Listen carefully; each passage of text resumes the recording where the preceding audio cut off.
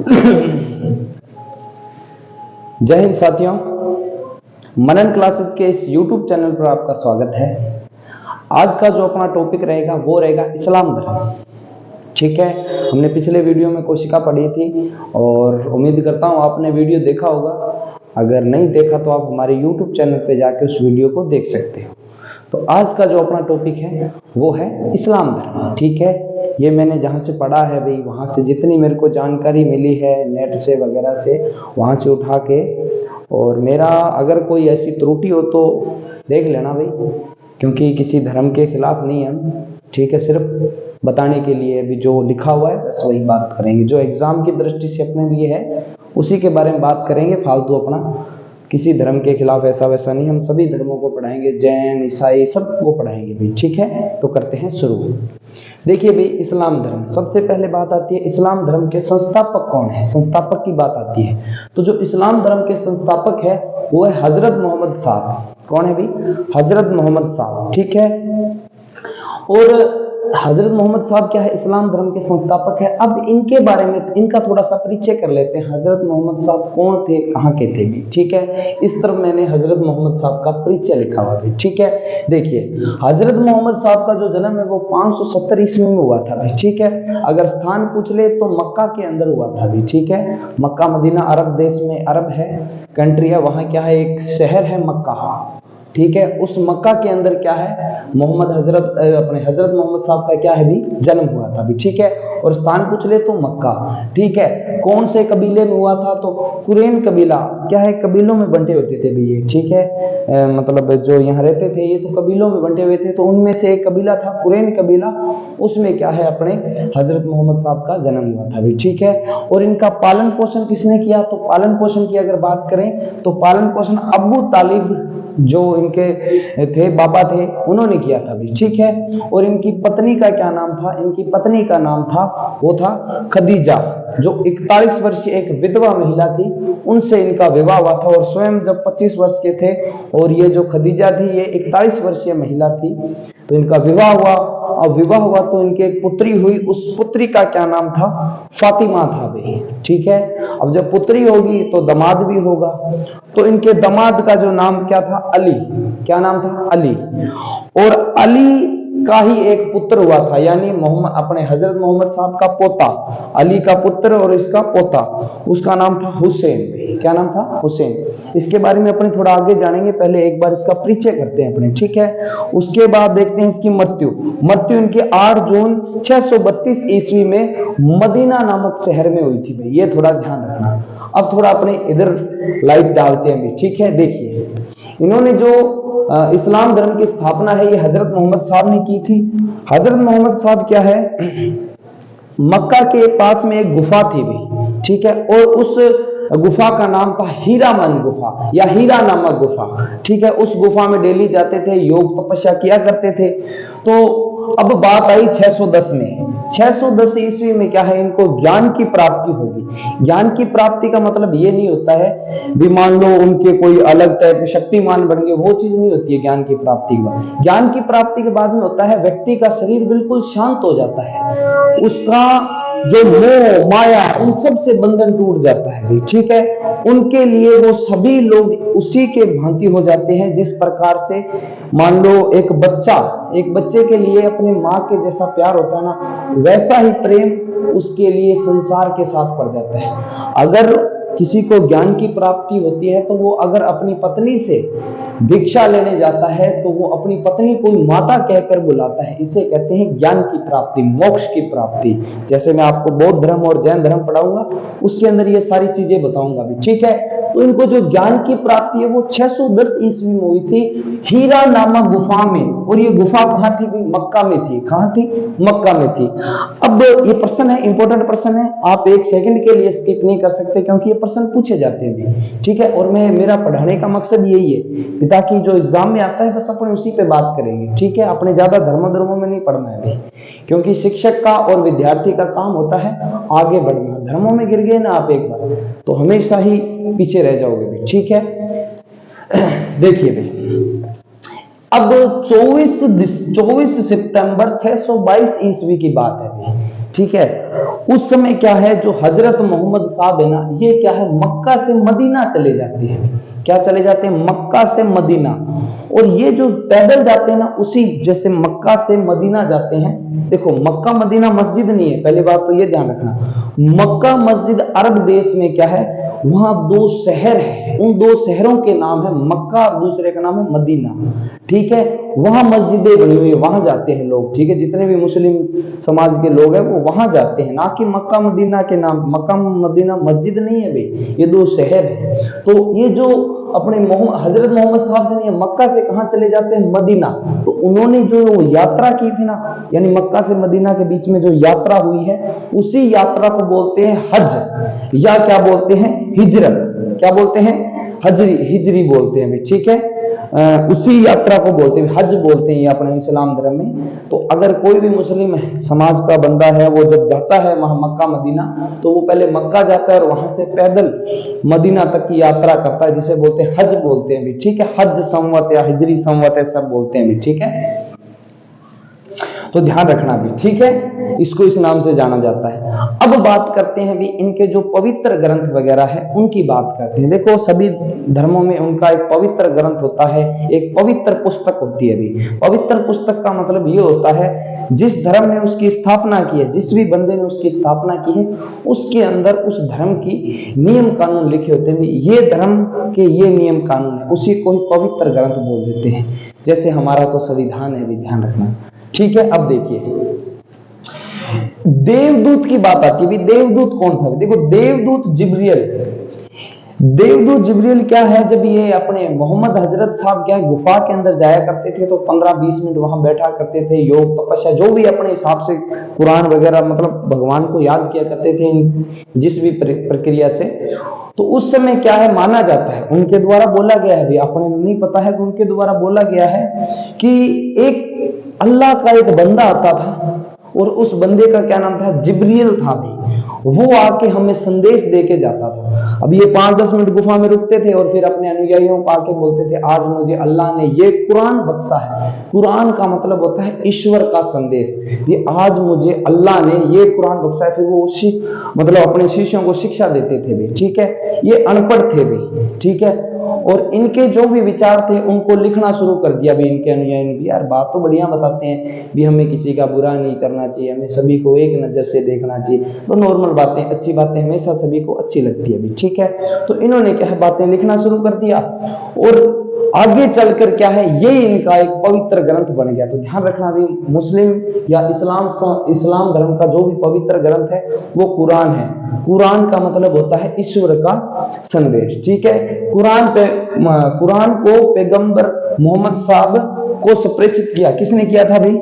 जिब्रील नामक एक दूत आया था। माना जाता है भी इनको भगवान ने दिया था, ये किसी मानव द्वारा नहीं लिखा गया कुरान। ये क्या है, किसी भगवान आए थे, कोई देवदूत आए, उन्होंने इनको क्या है, भेंट किया भी, ये लो आपके धर्म का ये ग्रंथ है, इसी पर आपको चलना है। ठीक है, माना जाता है भी ऐसा। अब दिया नहीं दिया वो पता नहीं मेरे को। ठीक है, अब देखते हैं कुरान के बारे में। कुरान क्या है, क्या चीज लिखा हुआ है इसमें, वो देखते हैं। देखिए, कुरान का मतलब मैंने बता दिया, ईश्वर का संदेश। अब क्या है, इस्लाम धर्म का सबसे पवित्र ग्रंथ कौन सा है? वो है कुरान। ये बात ध्यान रखना भी। ठीक है, इसके अंदर 114 पाठ है भी, अध्याय है भी, ये बात ध्यान रखना। ठीक है, और उन अध्यायों के अंदर पद कितने हैं? 6360 पद है। ठीक है, जैसे हमारे पद होते हैं 4 पंक्तियों में बंद होते हैं, उसी प्रकार से इसके अंदर कितने पद है? 6360 पद है भी। ठीक है, और जो हमारे हजरत मोहम्मद साहब थे, इन्होंने जो शिक्षा दी थी वो कुरान की ही शिक्षा दी है। ठीक है, उम्मीद करता हूं आपको ये समझ आया हो। अब मैं आपको ना इसी पाठ के अंदर समझाता हूं भी, ये 2 पार्टों में कैसे बंट गया भी। ठीक है, कैसे 2 पार्टों में बंटा, इनका जो प्रतीक चिन्ह होता है वो क्या है। ठीक है, शिया सुन्नी क्या है, इसके बारे में अपने एक बार आप इसका स्क्रीनशॉट लो, फिर मैं इसी पार्ट में आपको समझाता हूं। तो अब अपने देखते हैं साथियों, शिया और सुन्नी क्या है। ठीक है, क्योंकि मुस्लिम अपने भी सुनते हैं, जो इस्लाम धर्म है ये 2 भागों में बंट गया था। आज अब अपने उसके बारे में देखते हैं भी क्या चीज है। देखिए, इस्लाम धर्म देखो, हजरत मोहम्मद साहब की मृत्यु हुई थी ना 8 जून 632 ईस्वी को हजरत मोहम्मद साहब की मृत्यु हुई। और जैसे ही उनकी मृत्यु हुई, मृत्यु के बाद में अब अगला उत्तराधिकारी कौन होगा, अगला उत्तराधिकारी कौन होगा, इस बात पे क्या हुआ भाई, विवाद छिड़ गया। हजरत मोहम्मद साहब का एक करीबी बंदा था जो दामाद ही था इसका, वो बहुत करीब रहता था भाई, लेकिन मतलब बनना तो वो चाहिए, अली बनना चाहिए, लेकिन हजरत मोहम्मद साहब ने मतलब जो खलीफा, इनको मतलब उत्तराधिकारी होता है उनको बोलते हैं खलीफा, इन्होंने खलीफा किसी और को बनाया है, ठीक है। अली से पहले 2 और खलीफा बनाए गए थे, ठीक है। उस बात को लेके विवाद हो गया। ये नहीं था भाई अली को बनाया नहीं, खलीफा बनाया था अली को, लेकिन 4 नंबर पे बनाया था भाई, ठीक है। और 3 नंबर पे, 2 नंबर पे, 1 नंबर पे कोई और था भाई, ठीक है। उसी बात को लेकर यहाँ इनके बीच में क्या है, विवाद चल गया भाई, ठीक है। मेन बात अपने को यहीं से ध्यान रखनी, यही बात याद रखनी।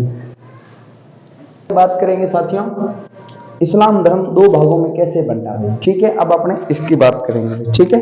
देखो, जैसे ही हजरत मोहम्मद साहब की मृत्यु हुई, उनकी मृत्यु के जस्ट बाद, मृत्यु देख लो भाई 8 जून 632 ईस्वी को मृत्यु हुई है भाई, ठीक है। उनकी मृत्यु होते इस्लाम धर्म 2 भागों में विभक्त हो गया भाई, 2 पंथों के अंदर क्या हो गया, बन गया। पहला हो गया सुन्नी, दूसरा शिया। पहला हो गया सुन्नी और दूसरा शिया। अब देखो, मैंने इन सुन्नी और शिया को 2 अलग करके लिखा भी, क्या अंतर है भी, थोड़ा अंतर देख लेते हैं। देखो शिया और सुन्नी क्या थे भी, देखो जो सुन्नी होते हैं ना, सुन्नी मुसलमान, वो क्या है, अपने हजरत मोहम्मद साहब इनकी शिक्षाओं पर चलने वालों या इनको मानने वाले मुसलमान क्या होते हैं, सुन्नी मुसलमान होते हैं भी। शिया मुसलमान जो अली की शिक्षाओं पर चलते हैं। अली क्या थे भी, अपने हजरत मोहम्मद साहब के क्या थे, दामाद भी, चचेरे भाई भी थे भी, माना जाता है ऐसा, ठीक है। तो देखिए भाई, सुन्नी मुसलमान, ठीक है, दुनिया में 80 से 90% है, और ये जो शिया मुसलमान है ये 10% है। देखिए, हजरत मोहम्मद साहब की शिक्षाओं को मानने वाले क्या है, सुन्नी है, और अली की शिक्षाओं को मानने वाले क्या है भी, शिया है, ठीक है। ये जो सुन्नी मुसलमान ये ज्यादा सऊदी अरब में है भी, ठीक है, और सऊदी अरब में आसपास और भी देश है, वहां ये ज्यादा है भी, ठीक है। और देखिए, और ये जो शिया मुसलमान ये ईरान और इराक में बिल्कुल परफेक्ट यही मिलेंगे आपको, ठीक है। और इसका जो अपने सुन्नी मुसलमानों का जो खलीफा, जो उत्तराधिकारी होते हैं उसे खलीफा बोलते हैं, उत्तराधिकारी को, ठीक है। और जो शिया के जो उत्तराधिकारी होते हैं उसे बोलते हैं इमाम, ठीक है। बस पदों के नाम है भी, ठीक है। और एक बात ध्यान रखना, ये जो सुन्नी है, इनका जो खलीफा का पद है ये समाप्त हो गया था भाई 1924 को, क्या है, इसको समाप्त कर दिया गया था भाई। समाप्त किसने किया था, एम कमाल पाशा ने, जो तुर्की का शासक था, उसने क्या किया था, इसको, इस अपने खलीफा पद को समाप्त कर दिया था भाई। अपने ज्यादा धर्मों में नहीं पढ़ना है, क्योंकि अपने तो वही चीज देखनी जो अपने काम की है, इंपॉर्टेंट चीज देखनी है, और फालतू अपने किसी धर्म में नहीं पढ़ना भी, ठीक है। तो ध्यान रखना भी। अब कुछ अपने अली की थोड़ी सी बात कर लेते हैं भी, क्या है अली, ये क्या चीज था, और ये दोनों के अंदर विवाद कैसे हुआ भी, वो चीज आपको मैं थोड़ा मौखिक सा बता देता हूं। देखिए, हुआ क्या था, 632 ईस्वी को अपने हजरत मोहम्मद साहब की मृत्यु हुई। तो मृत्यु हुई तो अब उत्तराधिकारी कौन, खलीफा कौन, मेन बात तो सिंपल सी बात है, जब हजरत मोहम्मद साहब की मृत्यु हुई उसके जस्ट बाद में अब कोई तो खलीफा होना चाहिए ना। अगर देश का कोई प्रधानमंत्री बनेगा तो आगे तो कोई होना चाहिए ना प्रधानमंत्री पद के लिए। वैसे ही इनके अंदर अपने हजरत मोहम्मद साहब ने कहा भी अब उत्तराधिकारी कौन है, तो हजरत मोहम्मद अली है, इसका चंचेरा भाई था अपना अली था भाई, ये दामाद भी था और चंचेरा भाई भी था। अब वैसे देखें तो कौन बनना चाहिए, अली बनना चाहिए, लेकिन अली ने बनकर किसी और को क्या है, इन्होंने अपना उत्तराधिकारी बना दिया। ऐसा नहीं है इनको नहीं बनाया, अली और मोहम्मद अपने हजरत मोहम्मद साहब के बीच में 2 और खलीफा आए थे भाई, ठीक है। उसके बाद में 4 नंबर पर कौन बने थे, अपने ये बने थे, अली बने थे खलीफा। ये कोई विरोध नहीं करते, लेकिन इनके जो अनुयायी है वो मतलब आपस में थोड़ा सा मुठभेड़ रहता है भी। ये हजरत मोहम्मद साहब के बाद में अली को बनना चाहिए। ये उनका परिवार भी नहीं, अली का परिवार भी मैंने पढ़ा था, इनका परिवार भी क्या है इस चीज का विरोध नहीं करता, लेकिन बस इसी चीज को लेकर ये आपस में इन दोनों में क्या है विवाद चलता रहता है इनके बीच में। बस मेन बात माने तो वैचारिक लड़ाई है बस, और कुछ भी नहीं है। आपस में लड़ते हैं इनके, बस हमेशा विवाद रहता है इनका, रहन सहन और मतलब त्योहार वगैरह, मतलब सब कुछ इनका अलग है भाई। ठीक है, दिखता एक जैसा है लेकिन है अलग भाई, ये थोड़ा ध्यान रखना भी। अगर पूछ ले भी शिया और सुन्नी मतलब कब दो अलग हुए, तो ध्यान रखना अपने हजरत मोहम्मद साहब की मृत्यु के बाद में शिया और सुन्नी दो पंथों के अंदर ये इस्लाम धर्म बंट गया था भाई। ठीक है, एक बात और इधर ध्यान रखना, कुरान है वो अरबी भाषा में लिखा गया है। कौन सी भाषा में? और इसको संकलन करने का काम अबू बकर ने किया था। संकलन करने का काम यह था भी, जो हमारे हजरत मोहम्मद साहब थे वो क्या है गुफा में जाते और वापस आते, गुफा के अंदर जाके वापस आते, गुफा के अंदर जाते और वापस आते और अपने अनुयायियों को कहते आज मुझे अल्लाह ने ये फरमान, अल्लाह ने मुझे आज ये कुरान बख्शा है। तो वो अपने अनुयायियों को सुनाते थे। ये पढ़े लिखे नहीं थे भाई, ध्यान रखना, ये जो हजरत मोहम्मद साहब थे पढ़े लिखे नहीं थे। तो यार इनके अनुयायियों को लगा भी यार आज तो चलो ठीक है हजरत मोहम्मद साहब है, और कल कौन होगा अपने को सुनाने वाला? कल भी तो होना चाहिए ना कोई सुनाने वाला। तो इन्होंने क्या संकलन लिखना शुरू किया उसको भी। ठीक है, इनकी मृत्यु के बाद कुरान लिखा गया भी, ये बात ध्यान रखना भी। ठीक है, कुरान का मतलब होता है ईश्वर का संदेश। ठीक है, अब थोड़ी सी अपने अली के बारे में देखते हैं भी, अली क्या है, ये थोड़ा इस तरफ हमारी नजर में आती। देखिए अली का पुत्र था भी हुसैन, दो भागों में बंट गया भाई। अब अली का पुत्र था हुसैन, ठीक है, और देखिए भाई अली का पुत्र कौन था? हुसैन। अब अली की मृत्यु हो गई भाई, अली कोई क्या है मतलब अली की मृत्यु इसमें लिख दिया। हाँ, अली की हत्या कर दी गई थी। अली की हत्या कब की गई थी? 661 ईस्वी को कर दी गई थी। ठीक है, ध्यान रखना भी। अब देखते हैं इसके पुत्र के बारे में, हुसैन के बारे में। अली का पुत्र कौन था अभी? हुसैन था। ठीक है, और हुसैन की मृत्यु 680 ईस्वी में करबला इराक में हो गई थी भी। ठीक है, इसके बारे में पूरा बताऊंगा। ठीक है, और कहां हुई थी? करबला इराक में। देखिए भाई करबला इराक के अंदर क्या एक बहुत एक शासक था भी इराक का, उसका नाम था यदीद था भाई। ठीक है, और ये क्या है मतलब क्रूर राजा माना जाता है, बहुत खतरनाक राजा था ये। ठीक है, ये क्या है मतलब परेशान किया करता था आम जनता को ज्यादा, मतलब फालतू में, ऐसा माना जाता है। ठीक है, तो इसके खिलाफ किसने आवाज उठाई थी भाई? हुसैन ने आवाज उठाई। इमाम हुसैन बोलते हैं ये, मतलब उत्तराधिकारी हुसैन। ठीक है, तो हुसैन ने क्या उठाई भी? आवाज उठाई। तो हुसैन ने आवाज उठाई ना, तो इसके पास है ना, हुसैन ने जैसी आवाज उठाई तो क्या है इसने इसकी हत्या करवा दी भी। ये अपने हुसैन के अपने 72 अनुयायियों के साथ, अपने 72 मित्रों के साथ उस लड़ाई में मतलब लड़ता हुआ शहीद हुआ। ठीक है, शहीद हुआ। इसी कारण अपने इस्लाम धर्म के अंदर एक त्योहार आता है मुहर्रम, जो मुहर्रम आता है वो मनाया जाता है भी। ठीक है, और मुहर्रम के 10वें दिन में इनकी क्या हो गई थी? हत्या कर दी गई थी भी। किसके द्वारा? यजीद के द्वारा, जो इराक का क्या था भी? शासक था भी। ठीक है, बस इसमें एक ही बात ध्यान रखनी है अपने को, ज्यादा बात ये तो ठीक है, थोड़ा मुहर्रम का आपको पता लग जाएगी मुहर्रम किसकी याद में मनाई जाती है। तो मुहर्रम क्या है? अपने हुसैन जब शहीद हुए थे उसकी याद में ये चीज अपने मुहर्रम मनाया जाता है। ठीक है, ये बात ध्यान रखना। अब इधर तो किसकी हत्या होगी? अली की, और इधर इसके पुत्र की हुसैन की हत्या होगी। इन दोनों हत्याओं ने क्या कर दिया? शिया है ना, शिया पंथ, उसको बिल्कुल सुनिश्चित कर दिया भाई अब तो ये पक्का ही है। ठीक, पहले तो क्या पता कोई विचारों की लड़ाई होती है, एक हो सकते थे, लेकिन इन दोनों की क्या कर दी? लड़ाई कर दी। वो कहते हैं ना, कहते जीता जीता अगर बाप बंटवारा करवा के चला जाए ना तो बेटों में विवाद नहीं होता, अगर वो मर गया उसी विवाद में तो सारी उम्र बेटे मतलब लड़ते रहते हुए, ध्यान रखना। ठीक है, देखिए भी आगे थोड़ा सा। हाँ, इन्हीं के दोनों की हत्या के बाद में क्या है, ये जो अपने शिया है ये बिल्कुल सुनिश्चित हो गया भी अब तो पक्का शिया अलग बंट गए, सुन्नी अलग बंट गए। इनके बीच में हमेशा विवाद चलता रहता है। ठीक है, आप एक बार इसका स्क्रीनशॉट लो, फिर थोड़ी सी बात है वो मैं आपको बता देता हूँ। भागों में कैसे बंटा, अब अपने उस चीज को देखते हैं। देखिए भाई, हजरत मोहम्मद साहब की मृत्यु हो गई थी 8 जून 632 ईस्वी को। हजरत मोहम्मद साहब की क्या होगी भाई, मृत्यु हो गई, ठीक है। और इनकी जस्ट मृत्यु के बाद में क्या हुआ, जो इस्लाम धर्म है वो 2 भागों में बंट गया। क्या बंट गया, 2 भागों में बंट गया। पहला भाग कौन सा, सुन्नी और दूसरा शिया। पहला सुन्नी और दूसरा शिया। और जो देखिए, अब शिया और सुन्नी में अंतर सुनिए। जो सुन्नी मुसलमान है वो तो मोहम्मद, जो अपने हजरत मोहम्मद साहब की शिक्षाओं को मानने वाले क्या थे भी, वो तो सुन्नी मुसलमान थे।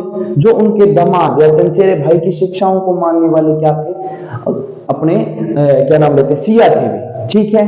और अब अपने थोड़ा सा मैं आपको अलग अलग करके दिखाता हूं भी क्या चीज है। देखिए, सुन्नी मुसलमान ये दुनिया में 80 से 90% है भी, ठीक है, ध्यान रखना। और शिया मुसलमान ये 10 से 20% है भी पूरी हिंदुस्तान मतलब वर्ल्ड में, ठीक है। देखिए, सुन्नी मुसलमान हजरत मोहम्मद साहब की जो शिक्षाएं उसको मानने वाले क्या है भी, सुन्नी मुसलमान। जो अली की शिक्षाओं पर चलते हैं उसको क्या बोलते हैं भी, शिया मुसलमान बोलते हैं, ठीक है। और इनकी संख्या ज्यादा अरब में है भी, सऊदी अरब है वहां इनकी संख्या बहुत है भी, ठीक है, जहां मक्का मदीना है, ठीक है। और देखिए इस तरफ इनकी संख्या ईरान और इराक के अंदर बिल्कुल परफेक्ट भरा पड़ा भी है, ठीक है, एकदम अपने शिया मुसलमान से, ठीक है। देखिए भाई, शिया देखो भाई, अपने जो सुन्नी मुसलमानों का जो उत्तराधिकारी है, उत्तराधिकारी को ये बोलते हैं खलीफा।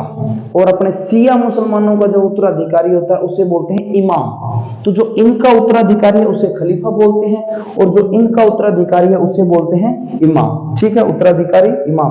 और जो सुन्नी मुसलमान है इनका जो क्या नाम लेते हैं, ये खलीफा का पद है ये समाप्त कर दिया गया था भी, ठीक है। कब कर दिया गया था, 1924 में इसको क्या है, पद समाप्त कर दिया गया था। समाप्त किसने किया था, एम कमाल पाशा ने किया था, जो तुर्की का क्या था भाई, शासक था भाई, ठीक है, तुर्की का क्या था भाई, शासक था। और एक बात थोड़ी ध्यान रखना भी, कुरान है ना, कुरान ये अरबी भाषा में लिखी गई है भी, ठीक है, अरबी भाषा में लिखी गई। इसका संकलन पहली बार अबू बकर ने किया, अबू बकर ने किया था भी, ठीक है, ये थोड़ा ध्यान रखना। अब थोड़ा सा अपने अली के पुत्र के बारे में देखते हैं। इसके अंदर क्वेश्चन बनेगा, इसीलिए कर रहे हैं। जो अपने जहां से क्वेश्चन बनता है ना वहीं से ही उतना ही पढ़ेंगे, अपने फालतू नहीं पढ़ेंगे भी, क्योंकि धर्मों से अपने को कोई लेना देना नहीं है भी, ठीक है। सुनिए, अब अली का पुत्र कौन था भी, हुसैन था। कौन था भी, हुसैन था। इधर अली की हत्या कर दी गई थी, कब, 661 ईस्वी में अली की हत्या कर दी गई थी। यहां से क्या हुआ, थोड़ा सा विचार मिल जाता, वापस शिया और सुन्नी एक हो जाते। लेकिन यहाँ क्या होगी भाई, अपने अली की हत्या होगी, ठीक है। अब इसके बाद में इसकी पुत्र देखो, इसका पुत्र देखो, इसका पुत्र है हुसैन, ठीक है। हुसैन की क्या है, 680 ईस्वी में क्या है, करबला एक जगह है इराक के अंदर, वहां क्या है, इसकी भी हत्या कर दी। ये क्या है, अपने 72 साथियों 72 मित्रों के साथ क्या है, ये जो इराक का शासक था यदीज था, ठीक है। ये मानते हैं क्रूर शासक था, ये इंसानियत के नाम पर थोड़ा सा टेढ़ा आदमी था भी, ठीक है। तो क्या है, इस हुसैन ने इसका विरोध किया तो इनके साथ क्या हुई, इसकी लड़ाई हुई भी, ठीक है। ये 72 जने थे भी, और उसकी ये तो राजा था। अब राजा के पास तो खूब बड़ी सेना होती है। तो ये क्या है, अपने कुर्बला यानी करबला के अंदर क्या है, युद्ध करता हुआ शहीद हो गया। इसी शहीदी के दिन को क्या है, मुस्लिम समाज क्या करता है भी, मुहर्रम के रूप में मनाता है। और मुहर्रम के जो मुहर्रम का महीना था उसके 10वें दिन क्या हो गए थे भाई, ये शहीद हो गए थे। और इन्हीं की याद में मुहर्रम का जो है त्योहार मनाया जाता है। ये बात थोड़ी ध्यान रखना भी, ठीक है। अब देखो भी, इधर तो अली की भी हत्या कर दी, इधर किसकी हत्या कर दी, हुसैन की हत्या कर दी, ठीक है, दोनों की हत्या कर दी। अब यहां से क्या हुआ, देखिए, इन दोनों हत्याओं ने शिया को सुनिश्चित कर दिया। अब क्या है, 2 पंथ अलग अलग पक्के ही हो गए। पहले तो नॉर्मल था, अभी कोई बात नहीं, बाद में सेट हो जाएंगे। लेकिन बाद में क्या हुआ, ये दोनों पंथ ये मतलब बिल्कुल अलग हो गए भाई। और इनके बीच में हमेशा से विवाद चलता है, आज भी विवाद चल रहा है और चलता ही रहेगा जब तक है, जब तक निपटेगा नहीं तब तक विवाद चलता ही रहेगा। ये विवाद क्यों हुआ, मैं आपको मौखिक सा बताता हूँ, ठीक है। देखिए, जितना पढ़ा है उतना ही बताता हूँ। देखिए, सबसे पहले अपने हजरत मोहम्मद साहब थे। अब जब हजरत मोहम्मद साहब की मृत्यु हुई 632 में, तो हजरत मोहम्मद साहब को थोड़ी सी चिंता हुई, अब उत्तराधिकारी कौन, यानी अगला खलीफा कौन, ये चीज थी। अब इसके पास में कौन रहता था, अली रहता था अभी, अली कौन था? इसका चचेरा भाई भी था और दामाद भी था। ये क्या रहता था? पास में रहता था अभी। तो अगला उत्तराधिकारी कौन होना चाहिए? पास में रहता था, सेवा वगैरह करता ही होगा भी, अपने को तो पता नहीं है, ठीक है। तो अगला अगला उत्तराधिकारी होना चाहिए उसका दामाद, लेकिन ऐसा नहीं होता। अगला उत्तराधिकारी किसी और को बना देता है, दो उत्तराधिकारी किसी और को अलग उत्तराधिकारी बना देते हैं। यानी हुसैन अपने इसके हजरत मोहम्मद के बाद, हजरत मोहम्मद साहब के बाद में एक और उत्तराधिकारी बनता है, फिर एक और उत्तराधिकारी बनता है, उसके बाद में अली क्या है, इसके खलीफा बनते हैं, ठीक है। तो बस इसी विचार को लेकर भाई उनका कहने का मतलब था भाई हजरत मोहम्मद साहब के बाद में कौन बनना चाहिए? जो ये क्या नाम लेते हैं, अली बनना चाहिए। लेकिन बस विचार है अनुयायियों के और ये लड़ाई चलती रहती है। देखो पद के लिए अगर किसी को, पद के लिए अगर कोई लड़ता है ना, तो इसको नकारना भी चाहिए भी, ठीक है। क्योंकि लड़ाइयाँ बहुत ही इंसान को खत्म करती है, ठीक है। एक इंसान का एक बोल हमेशा आग लगा देता है ना। इसीलिए अपने को ज्यादा धर्मों में पढ़ना नहीं है अभी, क्योंकि अपना तो पढ़ाई का काम है। इसलिए इनकी और भी बातें हैं, लेकिन अपने तो ठीक है, आपको बस इतना पता है भी दो पंथों में बंट गया, कब बंट गया, किताब भी यही बात करती है। इसको भी पता है भी यार, अपने ज्यादा अगर किसी के बारे में लिखेंगे तो आपको पता है भी, है ना। तो इसलिए अपने को इतना ही ध्यान रखना, यहीं से कोई पर्सन आएगा तो पूछ लेगा भी, ठीक है। आप एक बार इसका स्क्रीनशॉट लो और फिर मैं अपने थोड़ी सी भारत में बताता हूँ भी कब इस्लाम धर्म ने अटैक किया था, कब इन्होंने यहाँ अपनी सत्ता स्थापित की थी, इनका चिन्ह क्या है, नमाज कितनी बार पढ़ते हैं, बस ये चीज थोड़ी सी देख लेते हैं। स्क्रीनशॉट लो जी।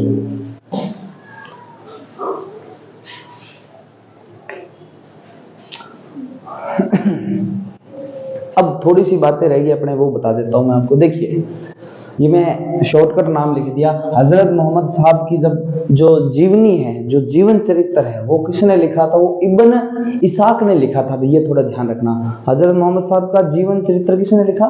इब्न इसाक ने लिखा था। ये बात थोड़ी ध्यान रखना, ठीक है। देखिए हजरत मोहम्मद साहब के जन्मदिन को पता है क्या? जैसे उनका जन्मदिन होता है, या आज ही के दिन जो मैं पढ़ा रहा हूँ, आज ही के दिन उनका जन्मदिन है। तो इस दिन को वो किस प्रकार से मनाते हैं? ईद ए मिलाद उन नबी, यानी ईद के रूप में मनाते हैं, जैसे जो आज है। इससे पहले ये रोजा रखते हैं, एक महीना कठोर व्रत रखते हैं। और आज क्या है, जो भी जिन्होंने रोजा रख रखा था वो आज क्या है, व्रत खोलेंगे अपना भी, ठीक है।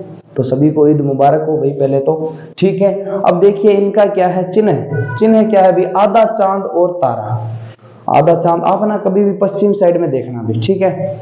पश्चिम साइड में देखना, इस प्रकार से आपको निशान दिखेगा। उसी को देखकर इन्होंने अपना क्या बनाया हुआ है, ये चिन्ह बनाया हुआ है, चांद और आधा चांद है, ध्यान रखना, आधा चांद और स्टार यानी तारा, ठीक है। अब देखते हैं भारत के अंदर इनका आगमन वगैरह देखते हैं ना। देखिए भारत में जो आगमन है अरबों द्वारा आगमन कब हुआ था? 712 ईस्वी में क्या है, इन्होंने सिंध का इलाका जीत लिया था। सिंध कौन सा? देखिए भी, ये देखिए भी, ये मान लो वर्तमान का क्या है भी,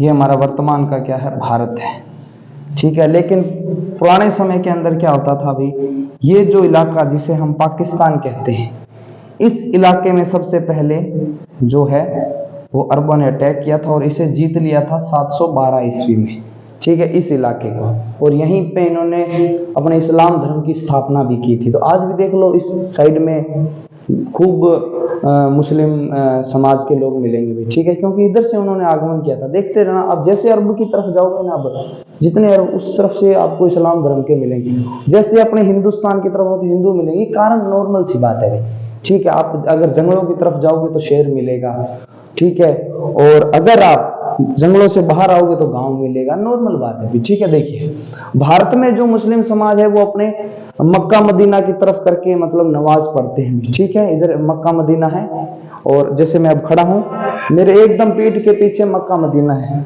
ठीक है। इस तरफ मक्का मदीना है, इस तरफ ही वो क्या है मतलब नमाज पढ़ते हैं मुंह करके, क्योंकि इस तरफ क्या है, अरब है और इसके अंदर जो है मक्का मदीना पड़ जाता है, ठीक है। और जो भी मुस्लिम समाज है या मुस्लिम भाई बंधु वो अपना जो नमाज पढ़ते हैं तो वो हमेशा पश्चिम की ओर अपना मुंह करके नमाज पढ़ते हैं और इस दिशा को बोलते हैं किबला। क्या बोलते हैं? किबला, ठीक है, ध्यान रखना। और ये दिन में नमाज क्या है, 5 बार नमाज पढ़ते हैं, ठीक है। तो उम्मीद करता हूं कि कुछ रह गया वो तो रह गया भाई, बड़ी बात नहीं है, क्योंकि जो एग्जाम में आएगा वो तो पूरी बात अपन ने कर ली। और बाकी देखो धर्मों से अपने को कोई लेना देना नहीं है भी, ठीक है। देखो हर धर्म के अंदर कुछ कार्टून पाए जाते हैं भी, हर धर्म के अंदर आतंकवादी जो होते हैं ना, उनका कोई धर्म नहीं होता। उनको लगता है भी यहाँ हिंदू बहुत ज्यादा है तो वो क्या करेंगे, बुर्का पहनेंगे और यहाँ बम फोड़ देंगे, तो हमारे लिए क्या है, वो मुस्लिम ने बम फोड़ा है। अब पाकिस्तान में सारे मुस्लिम हैं, वहां जाके किसी ने भगवा वस्त्र पहना, माला पहनी और बम फोड़ दिया, उनको लगेगा हाँ हिंदुस्तान, हिंदू बम फोड़ रहे हैं। ऐसा कुछ नहीं होता भी, ठीक है। मेन बात यही ध्यान रखना कि आतंकवादी की कोई प्रेम कहानी नहीं होती। अमरीश पुरी कहता है ना, बस वही बात समझ लेना भाई, ठीक है। आतंकवादी का कोई धर्म नहीं होता, उसको तो लड़ाना है और वो अपना काम कर रहा है। इसलिए मेरा यही संदेश है कि धर्म से ऊपर उठिए। धर्म तो एक परवरिश का नाम है। आज मेरे हिंदू धर्म में अगर परवरिश हुई है तो ठीक है, मैं पढ़ा, लेकिन दूसरे धर्मों का भी मुझे क्या है, इज्जत करना चाहिए ना। तो सभी के अंदर ऐसा होना चाहिए, ठीक है। तो एक बार आप इसका स्क्रीनशॉट ले लीजिए। वीडियो अच्छा लगा हो तो शेयर कर देना, नहीं तो भाई आपकी मर्जी है। अगर कुछ त्रुटि रह गई हो, क्योंकि धर्म के बारे में लिख रहे हैं तो यार कई बार गलती हो जाती है बोलने में, तो थोड़ा ध्यान करना भी, ठीक है। देख लो भाई, स्क्रीनशॉट ले लो